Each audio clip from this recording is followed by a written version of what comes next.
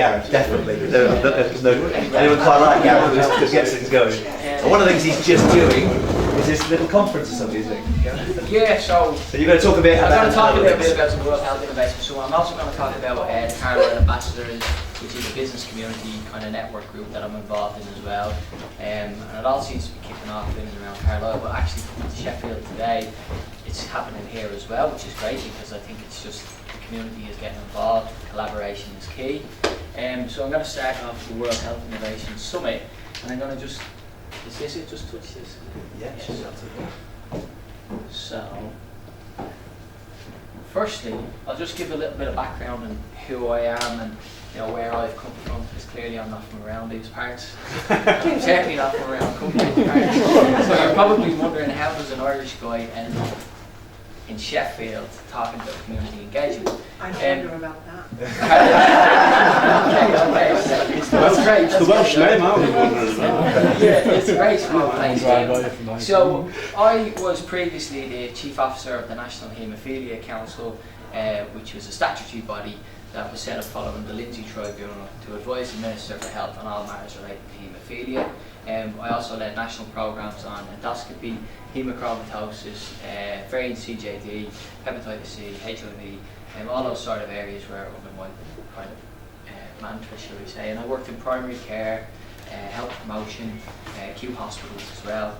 I am quite young.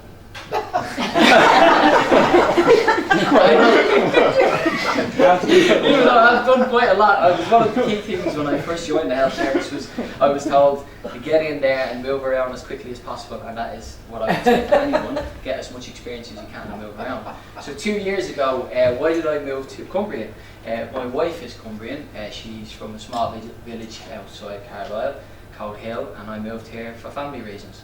And I took a job in the NHS, just in the local trust, and I worked there for about 18 months. Not for the camera, until I seen the light. And then came out of the NHS and came up with a couple of ideas around the World Health Innovation Summit.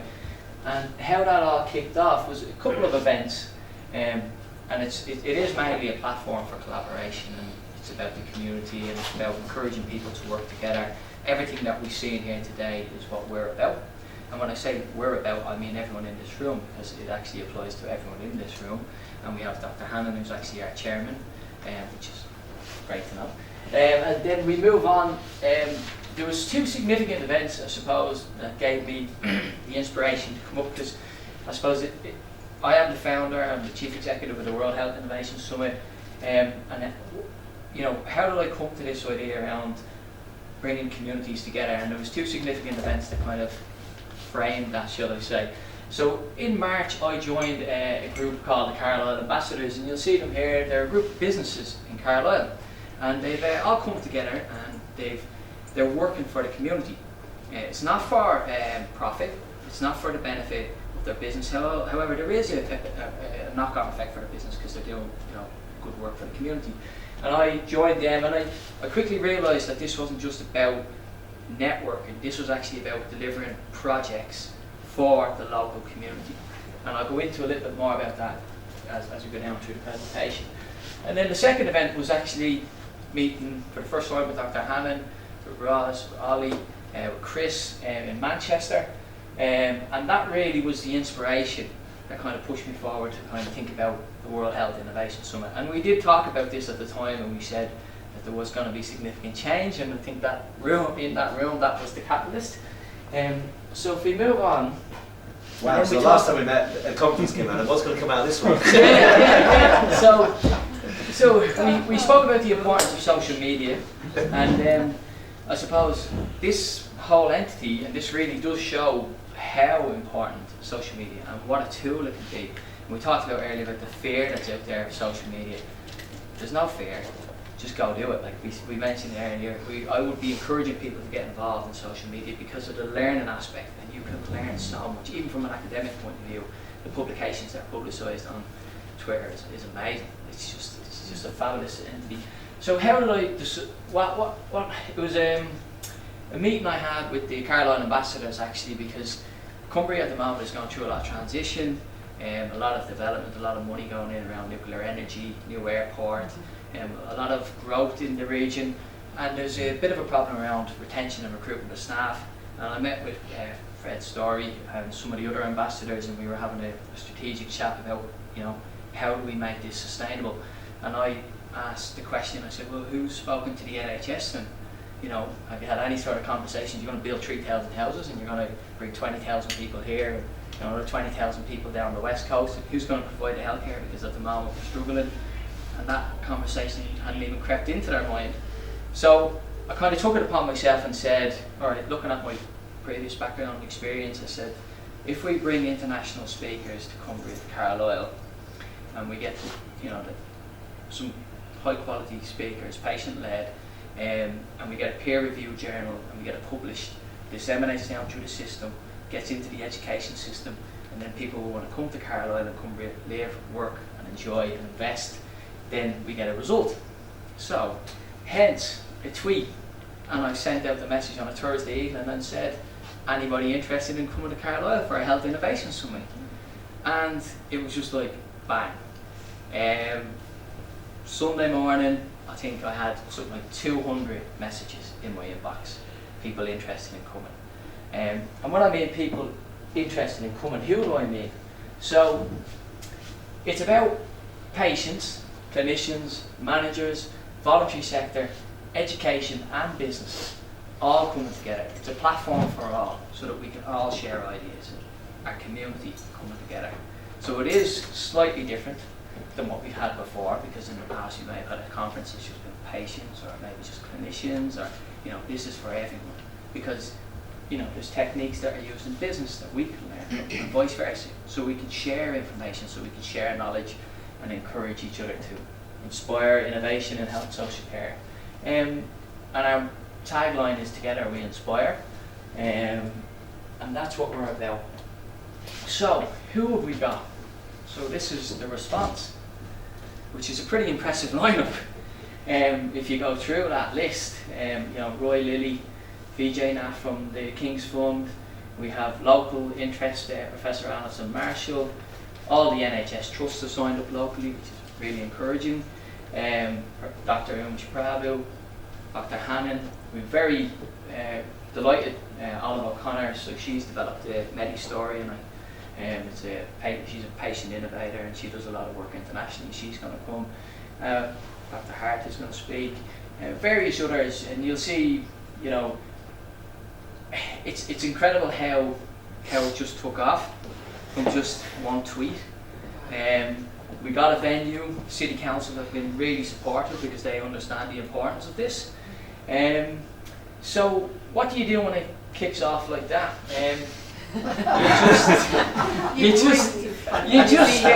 Well, what you do is you just go with it, and we'll see where it's gone to now. How big is the old fire station? Well, this is what we're going to do. So it can only host 200 people, unfortunately. But we're going to, and it is sold out. It's sold out rapidly, so it's gone. But we're going to stream this live, so that everyone can have access to it. We'll put it on a virtual platform so that we can all interact and everyone can learn. And as I said, we're going to get the University of Cumbria have agreed to capture the information and publish it in peer-reviewed journals so that it disseminates through the system, which is a great win-win. We then also move on to our networking and closing ceremony, and we're delighted to announce that the Holson have, we've done a partnership agreement with the Holson. They're going to showcase it. We'll have about 250, 300 people attending on each evening, various different speakers. So that's all happened, it's all done, it's all arranged, it's all organised. And then I just wanted to come across and really just give you an understanding of where this all links in with the Carlisle Ambassadors. And these businesses are very supportive of what we're doing. And it's really encouraging because a lot of the work that we do with the Carlisle Ambassadors for the local community is done on a voluntary basis. So you get, key figures within the business community giving up their time and effort for free. And I just want to play a short video just to give you an idea of exactly what we're about, because we've organised a give a day to the city, and it's a series of events throughout the city over a week period, where we're going to do some interesting work. I'll just give you a flavour of it. If at all.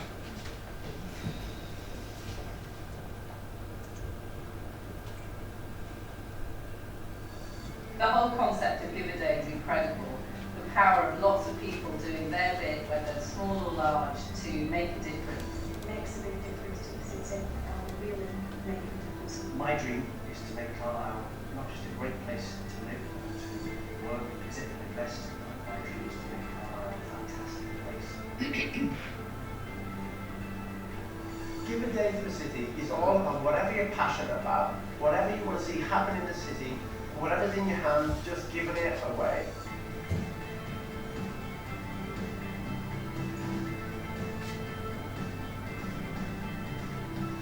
So Give a Day build is a little bit like DIY SOS. This is where we get practical and we get our hands dirty, helping bring life to the city. Whether it's planting trees, or repainting a house, or bringing life to a residential area, Give a Day build is going to make a significant impact in this city.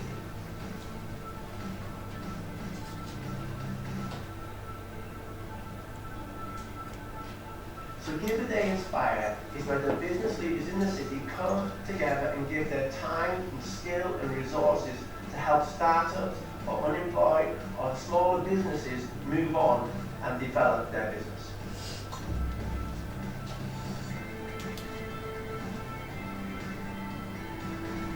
Give a Day Alive is a city centre event on October the 3rd. It's going to be a fun day.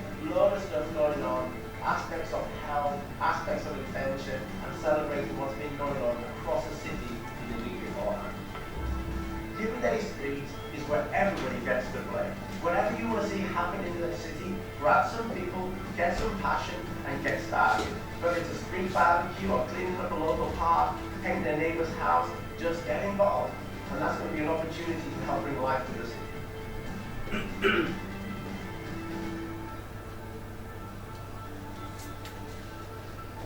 So, I think you can see what we're about, and with the Carlisle Ambassadors, it's very much a community. Whatever you're passionate about, whatever you want to see happen in the city, whatever you want to just give it.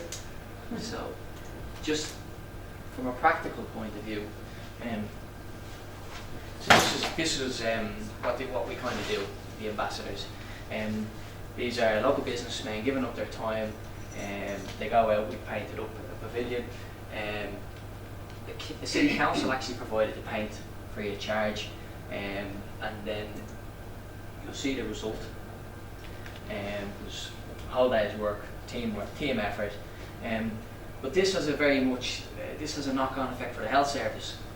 This is where you talk about how you measure it and how you capture that, because one of the guys there, Paul, said to me, I really enjoyed it, I loved it, but we only just painted up a pavilion. And I was saying, well, actually you did a lot more than that, Paul, because the social aspect for that, for the local community, you're actually giving a lot to the local community. So this is what the Carlisle Ambassador is about, and it kind of links in very nicely with what we're doing with the World Health Innovation Summit, and I just wanted to touch on it.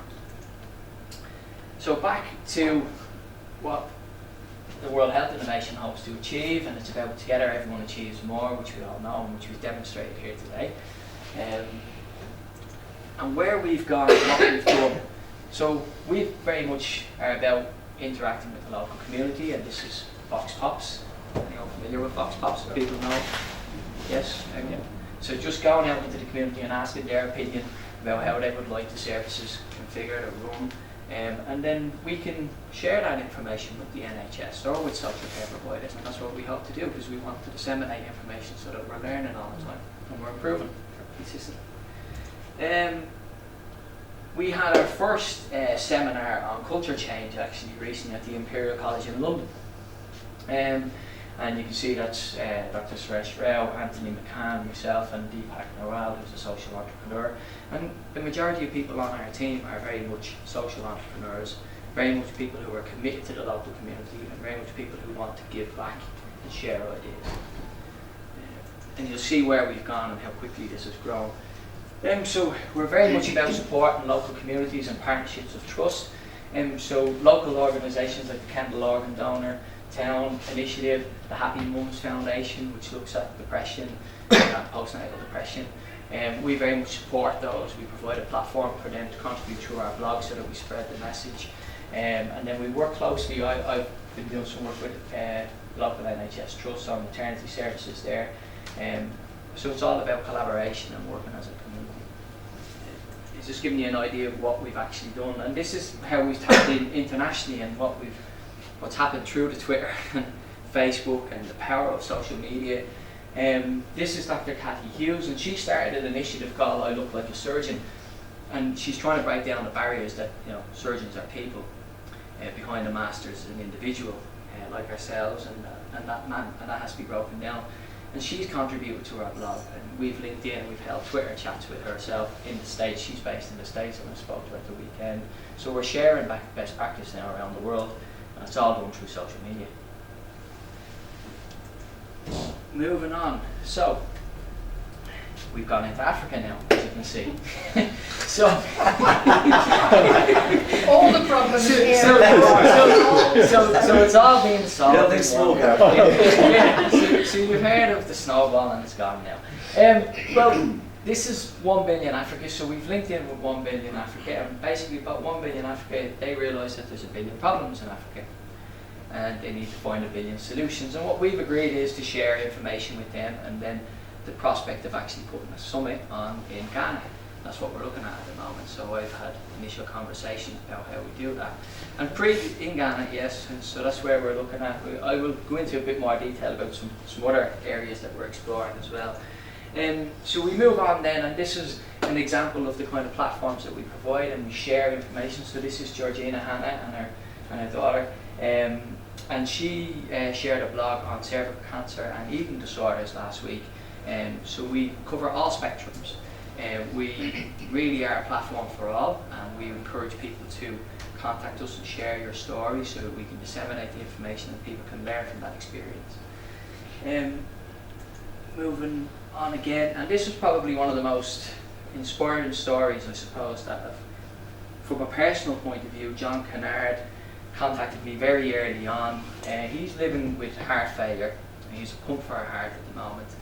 And John came to me, I think, maybe 6 weeks ago. He actually visited Carlisle, which was incredible because he came from Scotland and he came down to meet myself, and we had a cup of coffee, and he said to me, I have this idea that I'll cycle from John O'Groats to Land's End.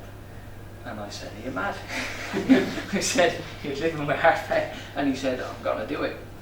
And John met me last week on his way to Land's End from John O'Groats, and I think he's about 2 days left. So that's it. To live or to get to Jonathan? Well, could be both. Hopefully he's alright, touch wood. But I mean, John really epitomises what we are about. It's about sharing and being very much patient focused and engaging with our community.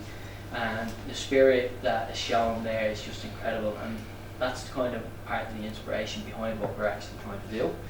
And then we move on and we just go across to where it's gone to next. So I have been invited to meet Dr. Gunter Pauli in Greece in next week.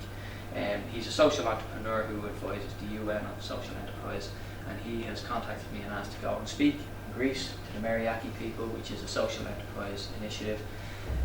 So and that again is all through social media, and it's just an incredible privilege. I can't believe it's gone this way. It's kind of grown. It's pretty much happened from our Manchester meeting, and you know the power of that and the ripple effect that happens. And then I suppose what kind of comes next, and this is kind of summarises where we are and what we've done and what we've achieved in such a short space of time. 5 months, 3 summits, 2 seminars, and 40 countries. That's what we've hit, 40 countries. So that's from the analytics that I have. We have touched, you know, right across the world, and it's been an incredible journey.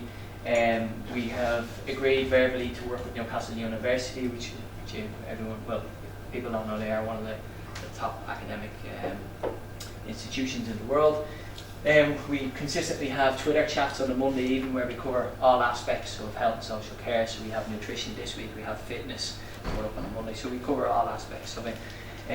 We have, you know, we're going to work with sport institutions as well, and we want to tap into all avenues of health and social care. And if we move on, we've got our next event is a health innovation seminar and panel discussion.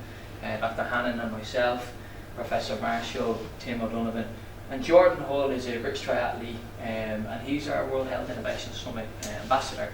He's 17 years of age, and he's on the Team GB squad. And very much we want to include youth, very much, because sometimes that's the voice that just isn't heard, and we really need to interact. And I believe in the future as well, and we've got to be strategic as well. So that's our next event, and you're more than welcome to join us up in Carlisle if you fancy a visit up to the lakes. So, who are we? Who's our team? And you might recognise a familiar face here, not mine, Dr. Hammond. And we are pretty much all social entrepreneurs. I would say very much a community, very much value-based leadership. We work on trust, honesty and integrity. And Dr. Hannon, Deepak Naral, myself, Fergal Rigby, Leslie Brett, Dr. Farran, Alan Smith, Mike Nichols, Harry McCann is 16 years of age, he's a young entrepreneur, he's one of our directors, he advises Accenture and Google, so Dr. Gloria Sabone, who works with the UN and advises on maternity services, Oliver O'Connor, who's a patient innovator, Farouk Din, who works in IT, and that's my wife. So, and she's, she is the backbone of how this happens, because without her, nothing else happens. And that's not me getting soppy, but she supports me through everything. And she's background in TV and media, and that's how we do the commercial aspect and how it works. Because we are a social enterprise, we're a community interest company. Money after costs go back into the community through bursaries and grants, and that's how we're funded. I'll just move on to just a very short video about ourselves, animation.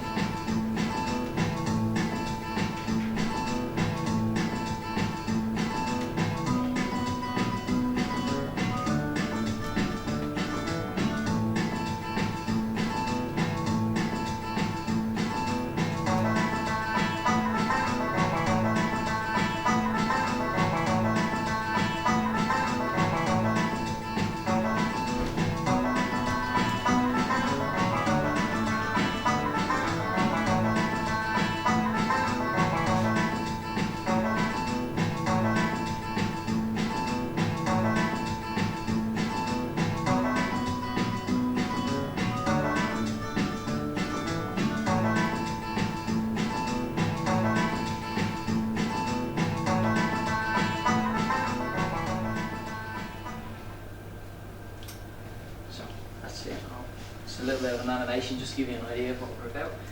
And then just finally, thank you, and just one final message. This is kind of Carlisle mantra, it's be just and fear not.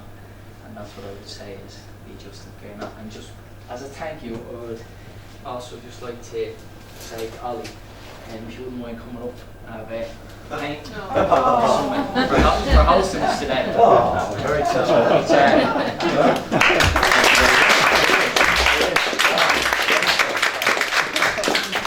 Thank you very much for your time. And does anyone have any questions or? Well, you do that thing again that you just did.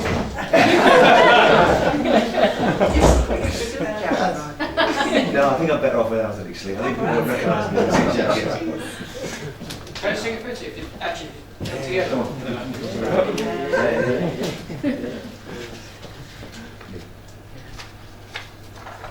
Fear of crochet. Just a fear. Yeah.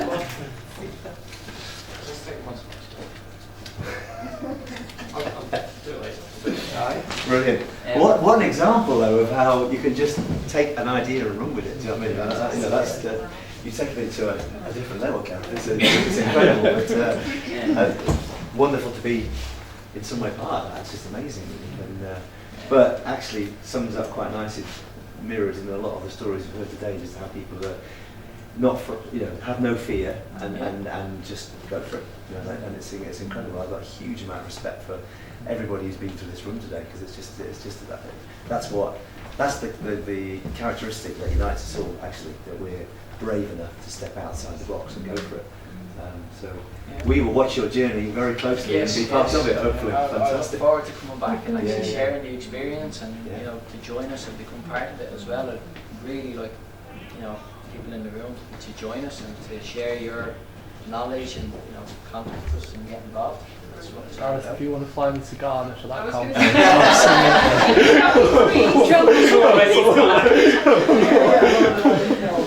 Well, yeah, but, I mean, does that make sense? I mean, Oh, yeah.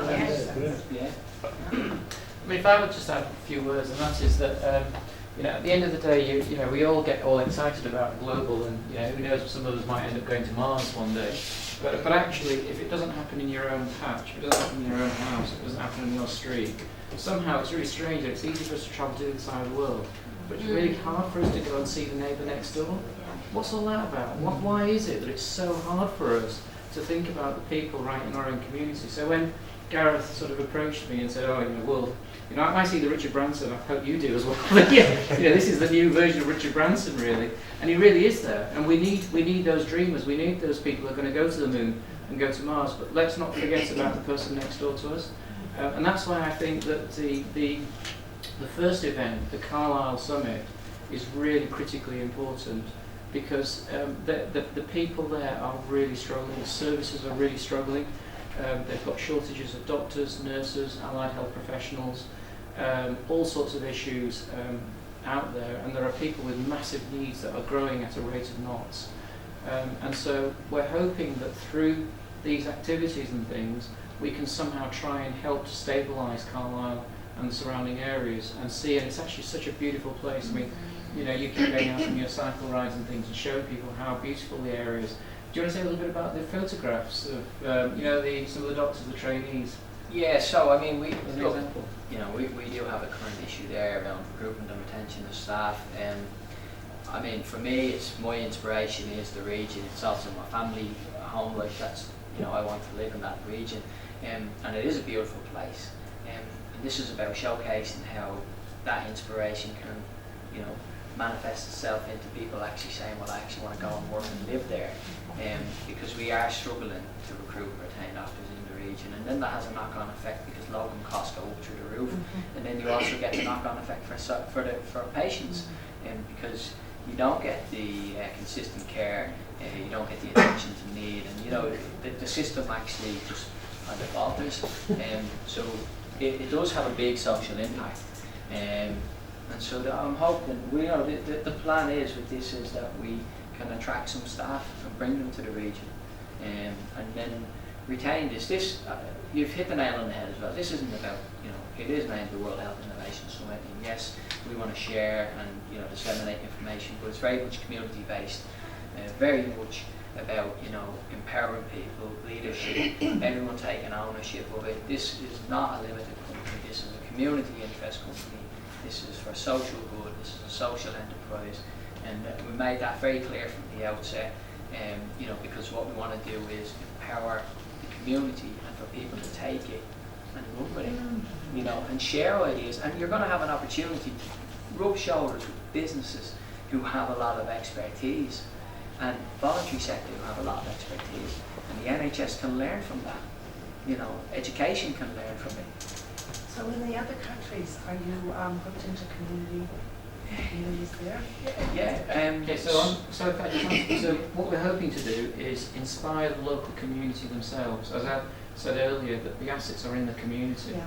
And if we can activate those assets so that people in Carlisle and in Cumbria in particular start to look at how much they can do themselves rather than looking for other people to help them, that could be a really exciting place to be. And for us, it's the first example, I think, of trying to do something like this that will then inspire other areas. So on the back of just the conversations that we've been having, all these other areas have suddenly started jumping in and saying, hey, listen, can you come over and see us? What we really need to do is show that we've had an impact, that people in Cumbria start to feel more confident about themselves and that they can fix these problems rather than feeling as though it's someone else's problem. If we can do that in Cumbria, then, my gosh, we then start to move to other areas and start to see what's going on in other areas as well. And who knows, maybe, you know, near Sheffield or Manchester or because or Wales or Scotland or beyond that. I mean, you can see that the summits going on in Austria and we have women's health in Austria or women's health in Africa next year in London. So Gloria is leading on that one, and then we have leadership in Austria. And I've had initial discussions with colleagues in Ireland because hence they would love me to come home. Although I don't. And then we have India as well. We've reached out to India, Australia, and various other areas throughout the world, New Zealand. So, and as I said, it just seems to have caught wind through social media, and there is an appetite for this. I think the other thing is part of being green and fun. So I have no visions of travelling around the world and adding to the carbon footprint. It's not about that. It's not about travelling and things. But what it is about is inspiring local communities so that hopefully they can sort of see a way. And also we're hoping that businesses, local councils, and dare I say even government organisations and things. And I've got various roles, and one of my roles is inside NHS England on the Equality Diversity Council. So, we are thinking about how we can ensure that the big organisations can actually come behind this, and it's no longer doing things to people, it's no longer talking to people, but it's much more about working with people and joining them in and actually wanting people like yourselves to be coming to the front and me sitting down there and actually listening to you, because as I was saying to Noor, that was just so incredibly inspiring. The world should be listening to Noor because she's actually showing us the way forwards rather than some doctor or some manager in the NHS or whatever. But actually to do that, it might well mean a manager, a clinician, a patient, a carer, a support worker coming together and inspiring each other to be able to. Because what we're finding is that the outcomes that come out of that are so much greater than anything that we could do individually. I was wondering, because we have a global health team in Shard, in School of Health and Learning Research, and so in my team, we're working in one of the same countries, doing community-based participatory research. So I don't know if you, and then they're in the communities there. We're open. We are. You were 5 months down the journey here, and you can see how quickly we've grown. And part of the reason we're meeting this weekend is actually to divvy out some of the workload, because even though I have broad shoulders, it's beginning to take its toll on me. You must never sleep. Well, your body might, but your brain doesn't, obviously. You must have things stacking up. There's a lot of balls to be juggled, but it's great because it's really, I suppose, if I just touch on my situation. In March and April, when I came to Manchester, I kind of was thinking about the situation of perhaps maybe going back to Ireland. That meeting changed a lot of things for me, from the community aspect and from what I've witnessed in the practice, and I've seen what you guys are doing, and I said, wow, this is really the future. This is about community, and it really inspired me to hear the stories, and it just changed my vision of what we can do as a team, and I think that's evident here today. We can see it, all the great work that's going on. I think your presentation is fantastic, and what you're doing as a social enterprise is just so innovative and widespread and everything. I think my concern would be the people responsible for commissioning these services, doing various services and things. I think what I'm trying to say is I don't want to let them off the hook, basically, because they're accountable for these services and the provision of these services and commissioning and all of these things. And the fear is that they will just say, oh, well, they're doing it, social enterprises are doing it, and let them get on with it. And are not accountable anymore when it's their responsibility. Yeah, look, I think ultimately we all have responsibility. I think they do, but they're the ones that at the moment have the power. Yeah. It depends on which way you look at it, because I certainly think I think we have the power. I don't think they have the power. I really believe that we have the power as a group. We have more power than any individual or any entity, and I think we can influence that change. How we influence that change is by working together, and this is an opportunity for us to work together. So if we come up with some great initiatives or great ideas at this summit, let's share them.